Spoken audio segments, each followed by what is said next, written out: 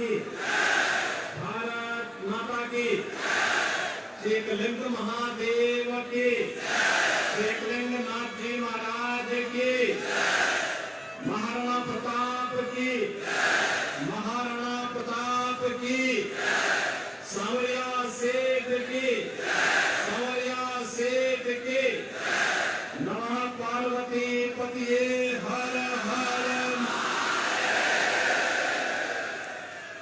Bharatiya Janata party के जिला के अध्यक्ष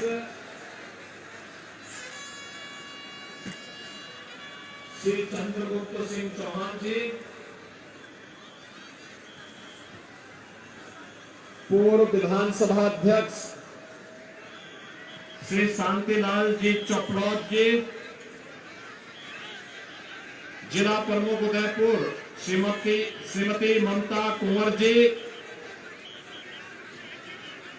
मावली विधानसभा क्षेत्र से भारतीय जनता पार्टी के प्रत्याशी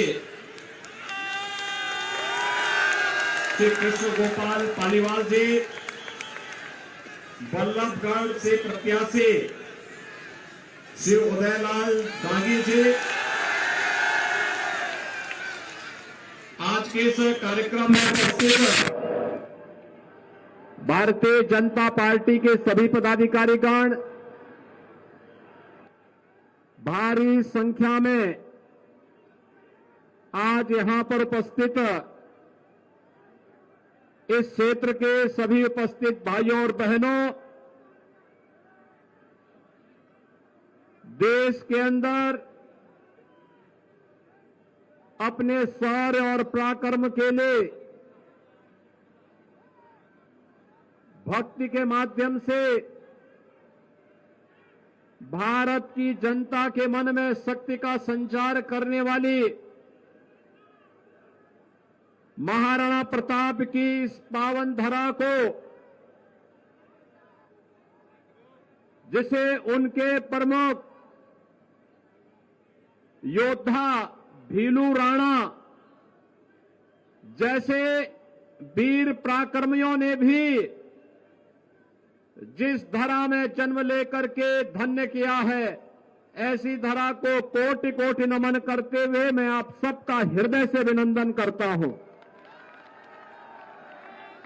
भाइयों बहनों, हमारे लिए यह धरती एक तीर्थ भूमि है, तीर्थ भूमि। यहां की धरा हमें विपरीत परिस्थितियों में एक संबल देती है, चुनौतियों से जूझने की एक नई प्रेरणा देती है, विपरीत परिस्थितियों में कार्य करने के लिए एक ताकत देती है। और जब भी स्वदेश और स्वधर्म पर कोई खतरा आता हुआ दिखाई देता है, हम सबके सामने उस समय मेवाड़ की धरती एक उदाहरण के रूप में होती है, महाराणा प्रताप के रूप में, महाराणा सांगा के रूप में, महाराणा तुम्बा के रूप में।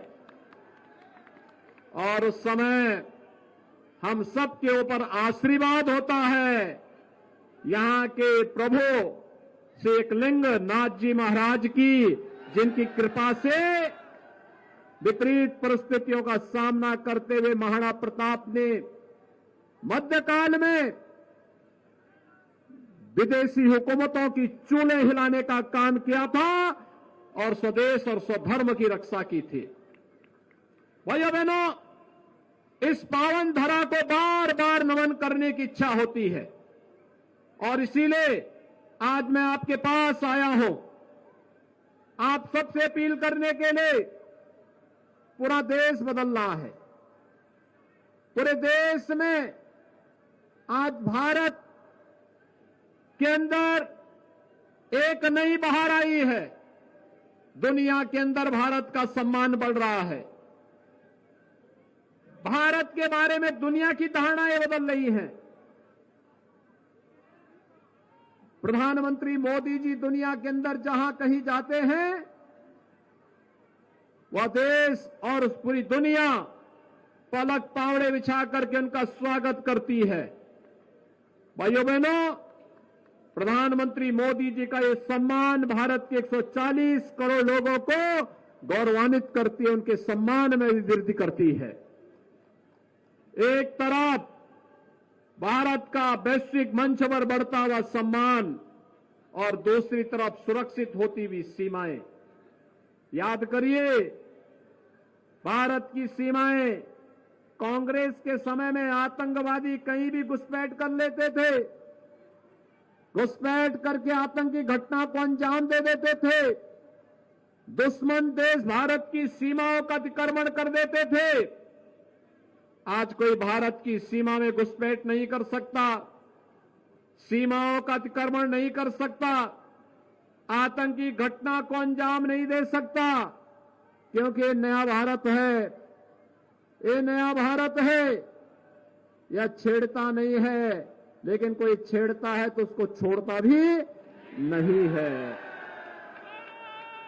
भाइयों बहनों, ये नया भारत है, वसुधैव कुटुंबकम का संदेश देता है, लेकिन कोई भारत को आंखें दिखाएगा, उसकी आंखों को तरेड़ करके निकालना भी जानता है। और इसीलिए नए भारत के अंदर राजस्थान कैसे होना चाहिए, अपने शौर्य के लिए, अपने पराक्रम के लिए, अपनी भक्ति और अपनी शक्ति के लिए, नौजवानों की ऊर्जा का उपयोग करने के लिए, अन्नदाता किसानों का सम्मान करने के लिए और बहन और बेटियों की सुरक्षा के लिए, ऐसा राजस्थान हमें चाहिए। याद करिए, मातृशक्ति के सम्मान और उनका स्वावलंबन, उनका स्वाभिमान कैसे होना चाहिए। यहां तो जौहर का व्रत करने वाली महारानी पद्मिनी जैसी महारानियों को हमने देखा है, जिन्होंने शौर्य और पराक्रम की एक नई गाथा लिखते हुए दुश्मनों को कैसे जवाब दिया जाना चाहिए, इस बात का एक संकल्प, इस बात की एक नई प्रेरणा हम नए भारतवासियों को दी है। भाइयों बहनों, इस राजस्थान में आज क्या हो रहा है। कांग्रेस पहले देश को समस्या दी, आतंकवाद की समस्या, नक्सलवाद की समस्या, अलगाववाद की समस्या, भ्रष्टाचार की समस्या, अविश्वास की समस्या, विकास के बारे में कोई सोच नहीं, यही तो कांग्रेस की पहचान थी। और आज तो राजस्थान आज विकास में फिसड्डी, सुरक्षा में फिसड्डी। राजस्थान जिसको कभी स्वर्गीय भैरव सिंह शेखावत जी की सरकार में भारतीय जनता पार्टी की सरकार ने विकास के एक नए प्रतिमान स्थापित करने को अग्रसर किया था, आज भाइयों बहनों वह राजस्थान आज भ्रष्टाचार में नंबर 1 हो गया। यानी कांग्रेस की उपलब्धि क्या, भ्रष्टाचार में राजस्थान को नंबर 1 कर दिया, महिला अपराध में नंबर 1 कर दिया, साइबर अपराध में नंबर 1 कर दिया, बिजली की दरों को सर्वाधिक जनता से वसूली करने वाला दर है राजस्थान में, और डीजल और पेट्रोल में जनता से सर्वाधिक वैट भी राजस्थान में लिया जाता है। महंगाई इंडेक्स सर्वाधिक राजस्थान में, और नौजवानों के साथ खिलवाड़ करते हुए सबसे अधिक पेपर लीक की घटनाओं के लिए भी राजस्थान बदनाम हो गया है। भाइयों बहनों, हमें आश्चर्य होता है, ये राजस्थान की सरकार न विकास करा पा रही है, न बहन बेटियों की सुरक्षा कर पा रही है, न नौजवानों के रोजगार की व्यवस्था कर पा रही है, न अन्नदाता किसानों के चेहरे पर खुशहाली ला पा रही है, और न आपकी आस्था का ही सम्मान कर पा रही है। आस्था का भी तो सम्मान नहीं है। रामनवमी में, यहां रामनवमी के जुलूस पे रोक लगती है, सर्वाधिक जुलूस उत्तर प्रदेश में निकलते हैं, वहां 6.5 वर्ष से कोई कर्फ्यू नहीं, कोई रोक नहीं, वहां रोक नहीं है, लेकिन यहां रोक है। हर पर्व और त्योहार आते हैं हिंदुओं के, राजस्थान सरकार उन पर्व और त्योहारों को शांतिपूर्ण ढंग से मनाने में योगदान दे, इसके लिए नहीं, वह उन पर रोक लगाने के लिए ही अपने आप को इसी में उसको सहूलियत नजर आती है। भाइयों बहनों, जो आपकी आस्था का सम्मान न कर सकता हो, आपका विकास न कर सकता हो, ऐसी सरकार का फायदा क्या? और भाइयों बहनों, मोदी जी ने तो 9 साल में विकास के बड़े बड़े कार्य किए। एयरपोर्ट, हवाई चप्पल पहनने वाला भी हवाई जहाज की यात्रा कर सकता है आज, इतनी फ्लाइट चालू कर दी। हाईवे, अच्छे अच्छे हाईवे बन रहे हैं, पूरे देश को जोड़ने के लिए हाईवे बन रहे हैं। Railway, IIT, IIM, AIIMS, 1 district 1 medical college, हर घर नल की योजना, और गरीबों के लिए 12 करोड़ गरीबों के घर में शौचालय बन गए, 4 करोड़ गरीबों के लिए आवास बन गए, 12 करोड़ अन्नदाता किसानों को 6,000 रुपए सालाना प्रधानमंत्री किसान सम्मान निधि का लाभ मिल रहा है। देश के अंदर 50 करोड़ गरीबों को, भाइयों बहनों, आयुष्मान भारत में 5 लाख रुपए सालाना स्वास्थ्य बीमा का कवर मिल रहा है। आप देख सकते हैं 4 करोड़ गरीबों के घर में बिजली जल गई है, जो कभी नहीं जल पाई थी, मोदी जी ने जलवा दी।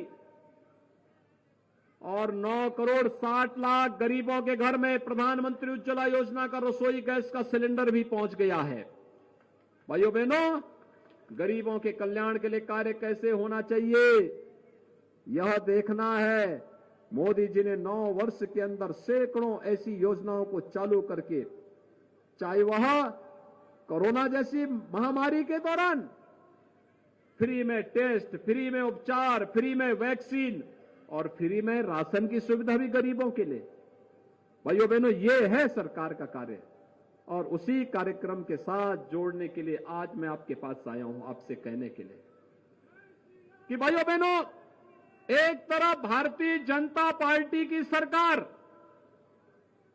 जो गांव के लिए, गरीब के लिए, किसान के लिए, नौजवान के लिए, महिलाओं के लिए कार्य कर रही है, विकास का कार्य भी कर रही है और आपकी आस्था का सम्मान भी कर रही है। आप मुझे बताइए, कांग्रेस होती तो क्या वैक्सीन सबको मिल जाती? क्या नहीं देती।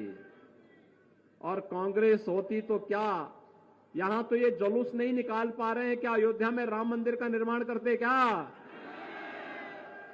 आज तो अयोध्या में राम मंदिर का निर्माण हो रहा है ना? कोई किसी प्रकार का संदेह? भाइयों बहनों, मैं आपसे यही अपील करने के लिए आया हूं, सम्मान की रक्षा भी, सुरक्षा भी, सुशासन भी और विकास भी ये केवल और केवल भारतीय जनता पार्टी करेगी। और भारतीय जनता पार्टी इसके लिए डबल इंजन की सरकार राजस्थान में आवश्यक है। राजस्थान में डबल इंजन की सरकार लाएंगे, सहमत है ना? राजस्थान में डबल इंजन की सरकार बनाइए और इसके लिए कृष्ण गोपाल पालीवाल को, श्री उदयलाल डांगी को चुनाव जिता करके भेजिए। सहमत हैं? और मैं इनसे कहूंगा कि इसके लिए आपका आशीर्वाद इन लोगों को मिले। आपका आशीर्वाद कमल चुनाव चिन्ह पर इन दोनों प्रत्याशियों को प्राप्त हो, यह आवश्यक है, एक। और दूसरा, मैं इनसे कहूंगा, अयोध्या में 22 जनवरी 24 को प्रधानमंत्री मोदी जी राम मंदिर में भगवान राम को विराजमान करेंगे। कितने लोग हैं जो अयोध्या जाने के इच्छुक हैं? पूरा मेवाड़ ही उतरना चाहता है अयोध्या। आप सबका अभिनंदन है। मेवाड़ वासियों के लिए तो अयोध्या दूसरा घर है। और भाइयों बहनों, आपका अभिनंदन करते मुझे प्रसन्नता होगी। आप अयोध्या पधारें, आपके स्वागत के लिए हम लोग तैयार रहेंगे।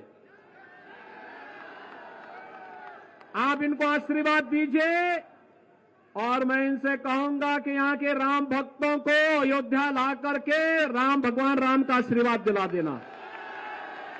सभी सहमत हैं?